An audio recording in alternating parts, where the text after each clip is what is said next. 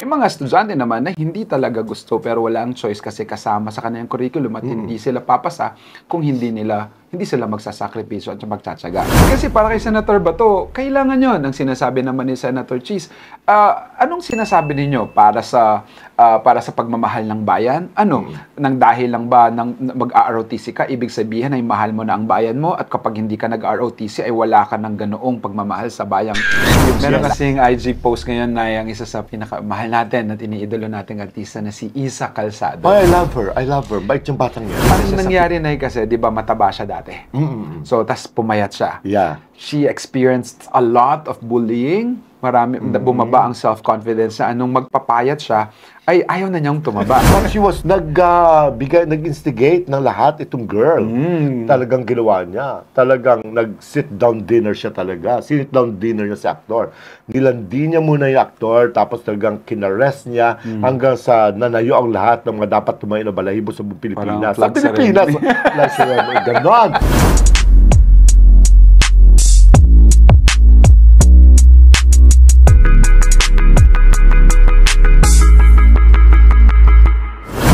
I'll show this to my lawyer.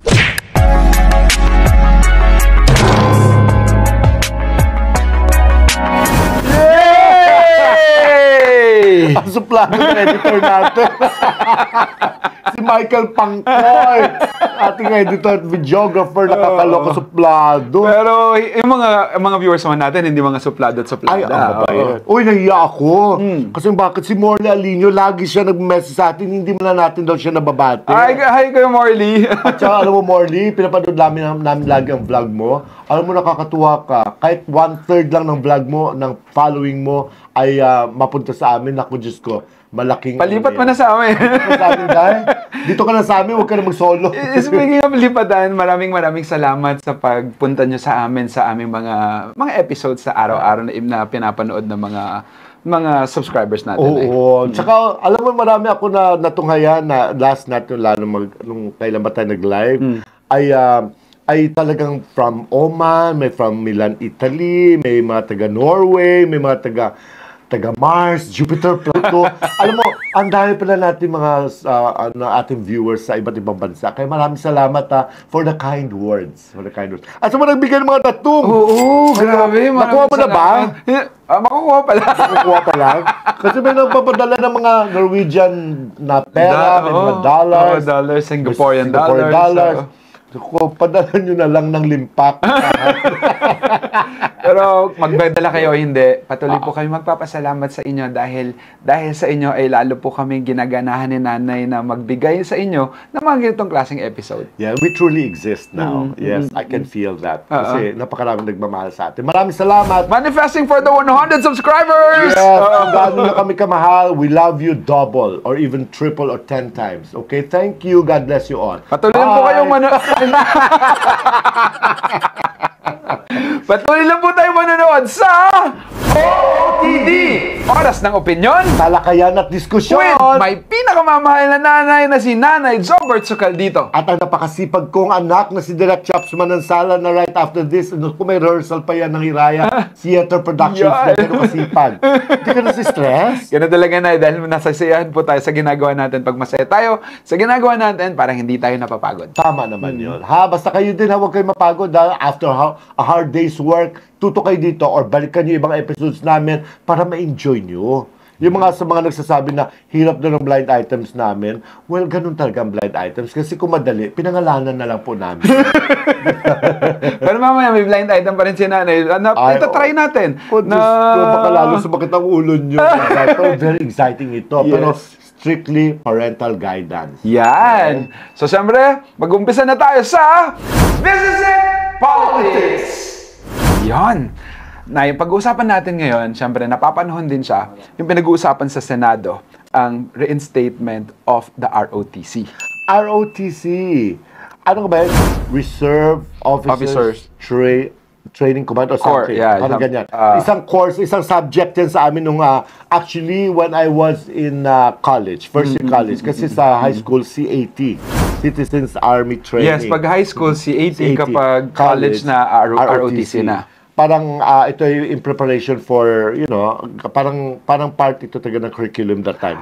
During our time, ha? Parang nagkaroon ng time si Senator Chis Escudero Nay para nag-question ng maraming bagay sa nagbigay ng pag-reinstate. Ang may project nito ay si Senator Bato de la Rosa. Bato de la Rosa, kasi dating general yan. Ang sinasabi po ni Senator Senator Chis Escudero Nay ay anong dahilan, bakit i-reinstate, bakit ibabalik at iaalis yung NSTP, anong naging problema? ROTC, itong pinag-uusapan natin. Kasi during our time, no, it was really a prerequisite. Isang subject talaga ito. Kumbaga, there was no question about, because inilatag na ito sa amin Andyan na siya Kumbaga, there was wala nang kwentuhan, wala nang diskusyon. Kumbaga, subject na namin yan, kaya wala kaming choice. Ito sinasabi ni Senator Chis Nay. Nung panahon nga rin niya, panahon ko, ay wala kaming choice kundi, magsakripisyo ng isang araw para sa ROTC. Yes. May mga estudyante na talagang into it. Like, they wanted to learn a lot of things about yung discipline, yung lahat ng mga bagay tungkol sa pagiging reserve na officer. Yes. May mga estudyante naman na hindi talaga gusto pero wala ang choice kasi kasama sa kanilang curriculum at hindi sila papasa kung hindi sila magsasakripisyo at magtsatsaga. Ako ng panahon ko, I enjoyed it. I liked it. I liked it kasi I don't know, parang part of the discipline na enjoy ko siya at saka binibigyan ka ng pagkakataon na kumbaga that man in you. Alam mo yon? Kumbaga na-enjoy mo siya Bading pa ako nito, Bading pa ako nito. Kumbaga, hindi lang siguro ako tamad. Because I enjoyed my company that time. I enjoyed. You are with the group na nag-enjoy ka. Para siyang hindi na sa reserve or something, kung hindi parang barkadahan. It was so much fun for me. It was so much fun at the same time. I learned from there. I learned a lot of the discipline. That's what I'm saying. Sa akin naman talagang nung akong panahon ko, hindi ko siya in-enjoy kasi una-una taga Pampanga po ako, sa Manila po ako nag-aaral. Okay. Every Sunday, kailangan naandun ako. So parang nagsinasakripisyo ko yung time ko with my family. Well, in fact, Monday to Saturday, may klase na ako. Sa Sunday, pa-attend pa ako nasa ilalim kami ng init ng araw. No? So hindi ko talaga siya in-enjoy. Hindi ko, kagaya ni Senator Chis Escudero, parang we were just obliged to do it. We were obliged because we wanted to, graduate and finish our studies. That's why we have to go through this. Ang tanong, ang sinasabi kasi ni Senator Bato ay hindi naman daw naging successful yung NSTP na pinalit sa ROTC, na naging branch lang si ROTC. Ano yung NSTP? Parang basta something related? Mababasa nila sa ating screen kung ano meaning ng NSTP. But at the same time, yung under ng NSTP is the ROTC. Ang tinatanong ni kung hindi naging successful ang NSTP, so ibig sabihin hindi rin successful ang ROTC. Kasi under sa umbrella niya Yes.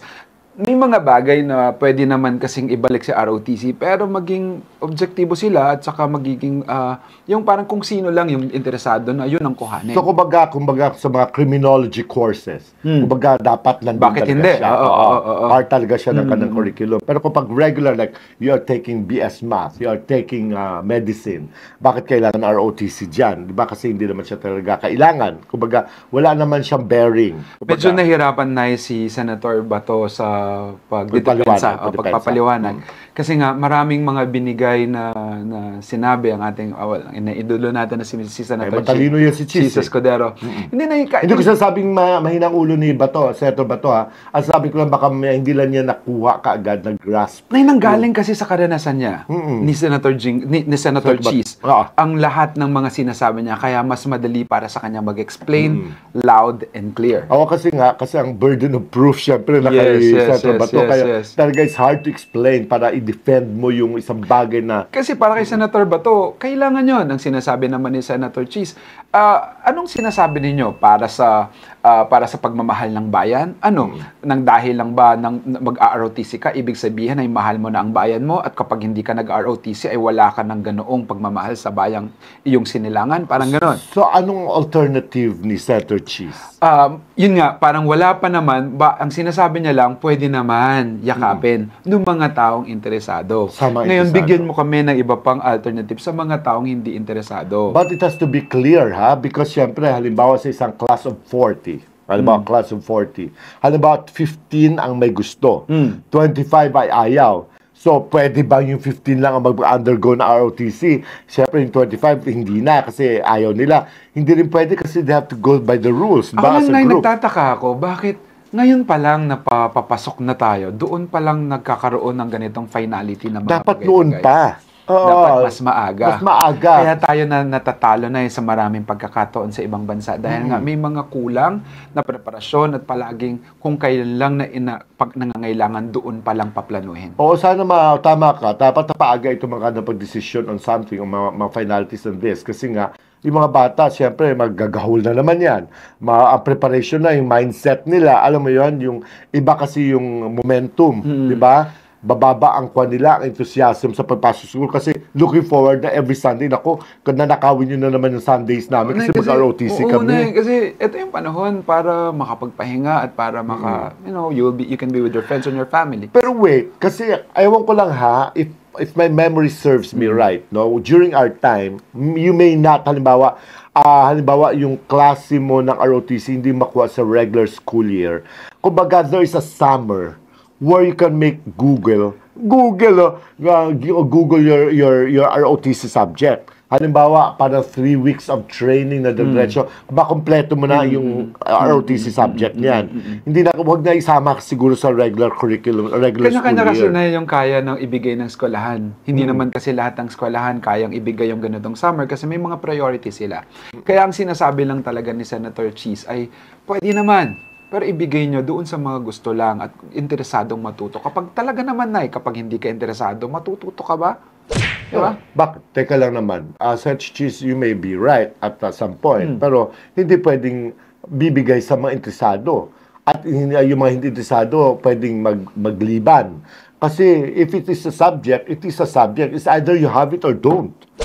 It's either you abolish it totally or magbigay ng alternatiba na pero ibilagay na yung alternatiba na yan sa mga kursong babagayan. Yes. Sa mga kursong pwedeng mag-practice niyan. Pero kapag sabi ko nga, di ba, kapag mag-BS education ka, tapos or accountancy, hindi mo naman kailangan siguro ng ROTC. Yung ganon. Hindi yung, halimbawa, yung may alternative ka lang to take it if you like. If you don't like, you don't take it. Hindi pwede. Depende sa course. Kasi kung obligado ka sa course mong yon, doon ilagay mo sa course na yon. Pero whether you like it or not, you have to take it. Yan. Oo, ha? Like criminology, di ba? Ganyan. Marami naman yan kasi that is in preparation for a higher military course. Mahaba-haba pa po ang usapin dito. Sana ay sa aming mga leaders ay maitama at ang isa sa katuparan nilang batas dahil palagi naman po kami nagdedepende sa inyo. Pero alam mo, hindi ba ako masyadong officer that time eh. Parang master sergeant. Parang maganda din. Parang isa ka sa platoon leader ka na rin, di ba? Alam mo naman, nung panahon ko yun, pero hindi pa akong bakla. Hindi ako kumikembot. Kasi syempre, bawal yun, no? Bawal yun. Pero gusto ko yung mga theoretical test niya. Alam mo, napaperfect ko yun that time. Like, halimbawa, yung mga ganito, ganyan. Tapos kaya kapag meron kami mga, alam mo, parang contest din yan sa bawat universities, about colleges or schools sa probinsya namin, na parang may araw yata or week na talagang ito ay parang yung drills nyo talagang ginigrade talaga ng buong province. So kumbaga gagalingan mo talaga kasi parang exams nyo eh. Tapos may mga theoretical test din na kukunin nyo, tapos malaman ko ano mga grades nyo. Naku, Diyos ko, matutuwa ka. Kahit na hindi na alam na bakling ako. Pero mataas ang wala naman kasi sa gender yan, Nay. Kung interesado ka, babae ka man o lalaki. Yes, even babae.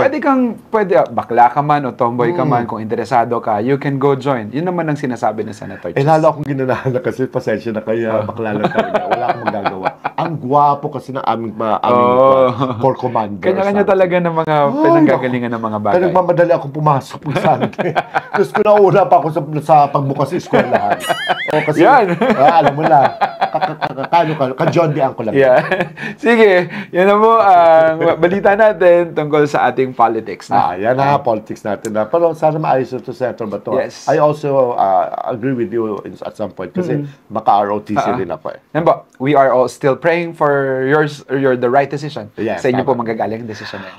Okay, next topic. Dito na tayo sa latest bihis ng showbiz. Meron Yes. kasing IG post ngayon na yung isa sa pinakamahal natin at iniidolo nating artista na si Isa Calzado. Oh, I love her. I love her. Bait yung batang yan. Isa siya sa pinakamabait at isa siya sa pinakamagaling na masasabi natin na artista ng ating henerasyon. At saka, yung panahon pa namin kasi that time, kaibigan ko yung tatay niya Si late Lito Calzado. The late Lito Calzado. Tsaka doon ko nakilala si Isa. That time, mataba yung Medyo bata mataba yan siya. Pero ngayon, she became so sexy. And she became a very, very good dramatic actress.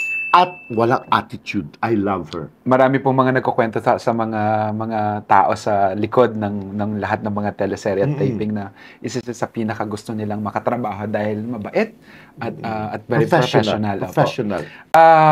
May But she married, no? She married na. Yes, she married to Ben Wintle, no? Isang, I don't know anong American ba to? Si Ben Wintle? Yes. Nagkataon na may anak na sila ngayon, mag-1-year-old na siya.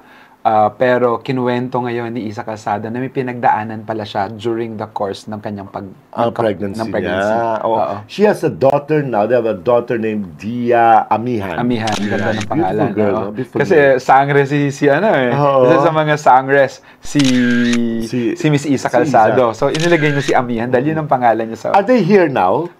yeah, kasi may mga projects na rin siya na naparating. But just the same, ikinuwento niya sa kanyang IG posts yung kung anong pinagdaanan niya. Nagkasakit pala siya during the time na may nabuntis siya ng toxoplasmosis. What is it? What is The it?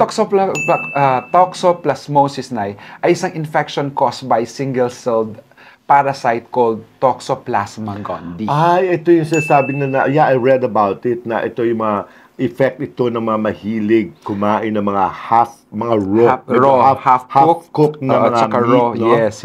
Oo. So, O kaya teka din lang. sa mga pusa, yung mga pets na pwede mo rin siya Pwede makuha. siya At konti makuha. lang yung nagkakaroon nito. Oo. So, paano yung kumakain ng mga Japanese foods? O maaring Diba, pwede sila prone, no? very prone sila sa ganoon kasi nga mga raw ang kinakain at mahilig sa raw. How did she find out na meron siyang Parang toxoplasmosis? pumasyal lang yata sila sa Switzerland, sa ibang bansa. Nang sa ganun ay parang tapos hindi niya alam na meron na pala siya ng ganun. Anong symptoms, no? Would you know? Ay, hindi ko alam Oo na. nga eh. Parang hindi naman niya naikwento, pero ang kinuwento niya lang na noong kasi ang totoo, isa siya sa mga kaibigan ng kaibigan ko.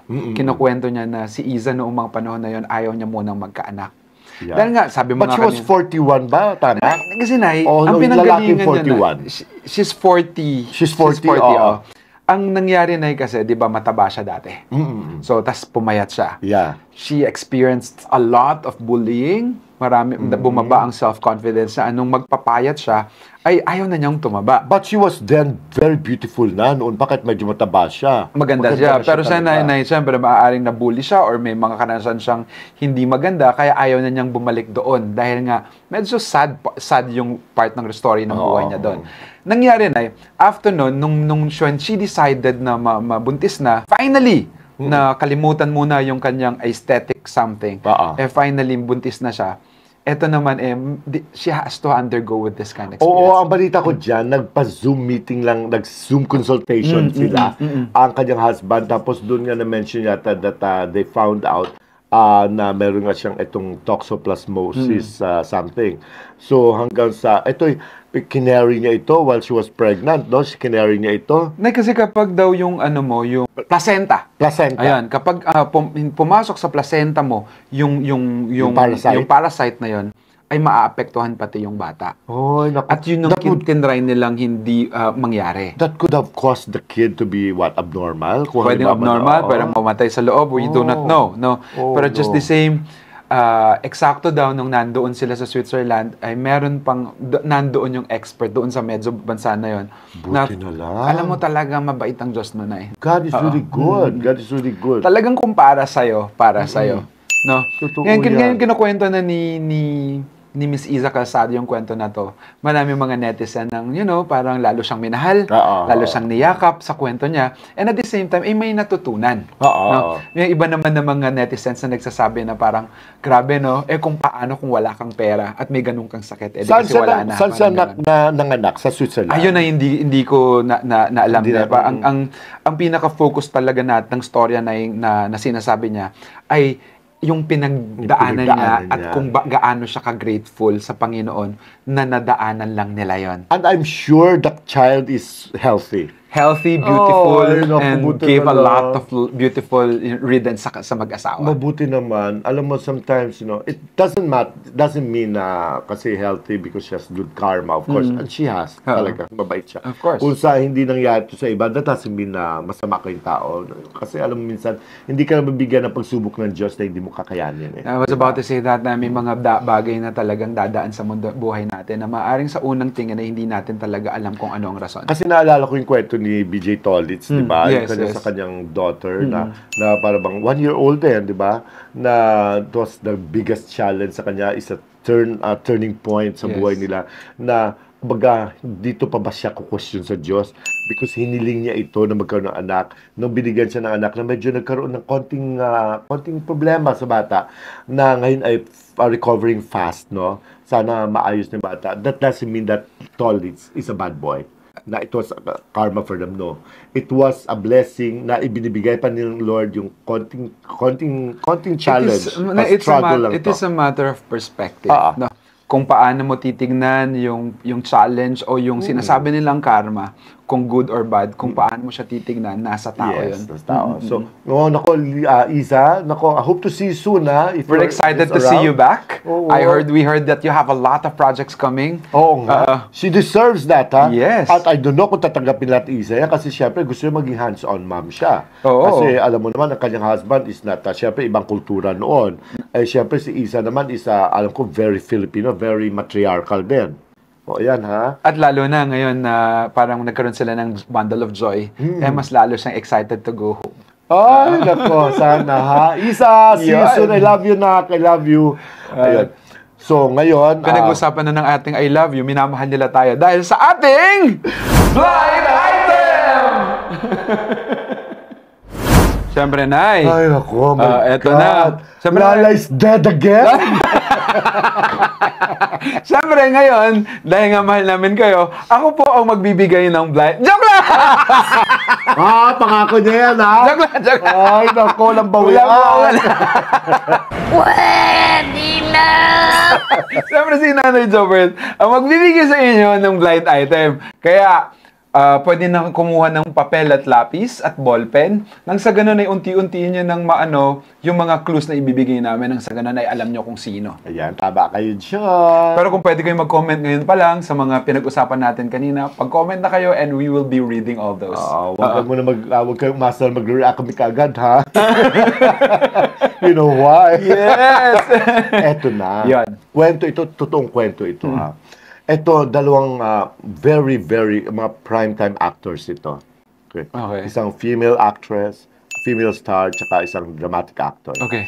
They used to be under one umbrella, isang management. Oo. Ay, nako. Interesting na to. Wait lang, Naya. Hindi pa po niya talaga kinuwento sa akin ng kabuuan. Ang alam ko lang yung mga pangalan ng mga to, pero hindi ko pa alam ng story. So, sabay tayong makikinig. Oo. Makikihula ka na rin sa iyong puso. Ito ng eksena. Alam mo, syempre, pinapalabas ng management nila dati na bawal ang relasyon ng mga artists within. Bawal daw. Bawal talaga yun. It's a no, no, no, no. Kasi Big no. malaking problema yan. Oo, kasi syempre, Pag nag-away sila. Nag-away, Diyos ko, apektado mga trabaho nila, di ba? So, bawal sila magkarelasyon. So, ang drama nila sa public, they're just friends. Diba? Okay. Magkakapatid. Okay.